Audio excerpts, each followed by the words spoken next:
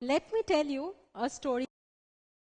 This story dates back to 2000 BC in Greece. There were a few scientists who were noticing the branching pattern of trees. They cut a few branches. Now, within a few days, they noticed that new branches were developing from the area where they had made the cut. They became very excited and they wanted to see further if these cut branches grow further and survive if joined to a different plant. Well, they were very surprised to see not only did these cut branches survive, but they were also able to grow.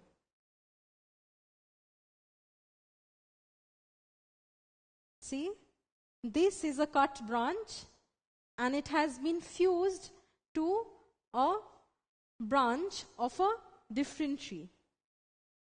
Not only did this cut branch survive, but it also grew into a new plant. So this process is known as grafting. So grafting is a process of artificially produced vegetative propagation. It is a process to unite buds or shoots. Now, this cut stem, which is attached to a rooted plant, is known as the scion, and the rooted plant to which the scion is attached is known as the stalk. So this is the scion and this is the stalk. Now people started wondering if scion could be attached to any stalk. Well, in 300 BC, Aristotle was the first one to make this process even more specific. He said that grafting has more chances if the scion and the stalk are taken from the same plant. See, the process of grafting has been done to a tomato tree, apple, and a cherry tree. Now notice the tomato tree.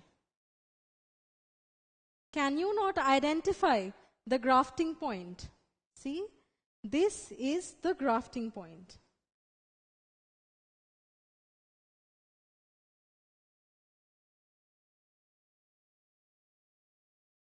So this is the rooted plant, so it is known as the stalk.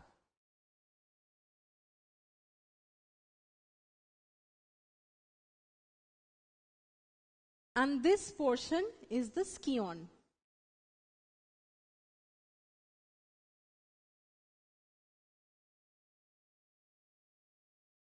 Similarly, for the apple plant, see, this is the grafting point. You can easily understand because this portion of the stem is red and this stem is black. So they are two different plant parts fused together by grafting. And it is also the same for a cherry plant, where you can see that branches from two different plants are grafted together and wrapped in a polythene. Now, these two branches will merge in future and will show growth. Plants have these pipe-like tissues known as conducting tissues, which help in the transport of water and minerals from the soil upwards to the different parts of the trees. Now, if a stalk and a scion is of different species, then there is a probability that the contact between the conducting tissues may be inaccurate. So, to make grafting more probable, or to increase the chances of grafting, the scion and the stalk has to be of the same species so that the conducting tissues are completely aligned. Otherwise, the plant will die after grafting. Now, this is because water from the stalk will not reach the scion, and that will lead to the death of the plant. Now, there are two types of grafting. This type of grafting, where the stalk and the scion have an equal radius or they completely overlap with each other, is known as whip grafting. They have an equal trunk radius. And another type of grafting where the radius of the scion is much smaller than the radius of the stalk.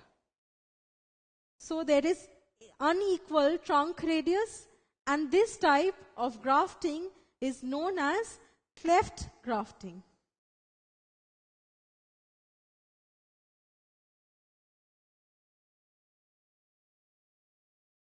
You might have seen trees like these in the forests or when you take a walk down the road.